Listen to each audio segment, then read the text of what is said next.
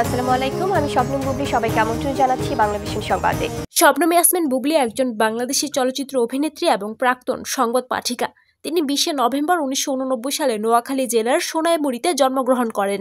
শিক্ষা জীবনে তিনি সরকারি তিতুমির কলেজ থেকে অর্থনীতিতে স্নাতক ডিগ্রি এবং ঢাকা বিশ্ববিদ্যালয় থেকে মাস্টার্স ডিগ্রি অর্জন করেন। 4 ভাই বোনের মধ্যে বুবলি তৃতীয়। তার বড় বোন নাজনীন মিমি পেশায় একজন গায়িকা। আরেক বোন শারমিন সুইটি, তিনি বেসরকারি চ্যানেলের সংবাদ পাঠিকা।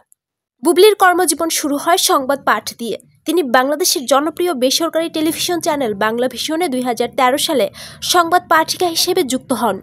2016 সালে শামীম আহমেদ রনি পরিচালিত বজগিরি সিনেমায় অভিনয়ের মাধ্যমে বুবলি সিনেমা জগতে প্রবেশ করেন। সেই ছবিতে তার সহশিল্পী ছিলেন শাকিব খান। প্রথমে অপু বিশ্বাসকে বজগিরি সিনেমায় নায়িকা হিসেবে নির্বাচন করা হয়েছিল, কিন্তু অপু নিজেকে এই সিনেমা থেকে সরিয়ে নিলে তার স্থানে বুবলিকে নির্বাচন করা হয়। বজগিরি সিনেমার শুটিং চলাকালীন বুবলি শুটার সিনেমায় অভিনয়ের প্রস্তাব পান। শুটার সিনেমাটি পরিচালনা করেছিলেন রাজু চৌধুরী। বজগিরি এবং শুটার সিনেমা দুটি ঈদুল আজহায় মুক্তি পেয়েছিল এবং উভয় সিনেমায় ব্যবসা সফল হয়।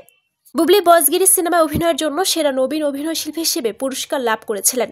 বুবলি অভিনীত কিছু সিনেমার নাম হচ্ছে বীর, রংবাজ, অহংকার, সুপার হিরো, পাসওয়ার্ড, ক্যাপ্টেন খান।